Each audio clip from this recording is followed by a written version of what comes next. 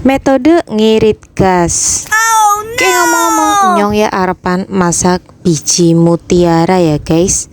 Oke, biasanya kue nek masak kue paling suwe kalahan gas ya boros ya guys. Tapi ora nek nganggo cara kayak kie pertama banyune pertama kan wis dididihna disit, nek wis langsung bae biji mutiarane danjingna terus sugi gulane ya takrane 6 sendok sakwise meletup ya dimasak wis sekitar 7 menit pertama.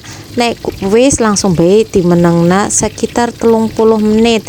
Nek wis 30 menit lanjut karena kie wis akan dimasak maning tambahi banyu setitik bae terus kok nek wis meletup alias mendidih ya engko dimasak maning 5 menit. Jadi ini ya aslinya masaknya kurset delat sing pertama kuwi 7 menit terus pateni dimenengna 30 menit sakwise kuwi dimasak maning 5 menit kuwi langsung mateng, tinggal diolah kali baik ben aja pada nempel ning ngisor ya guys alias gosong.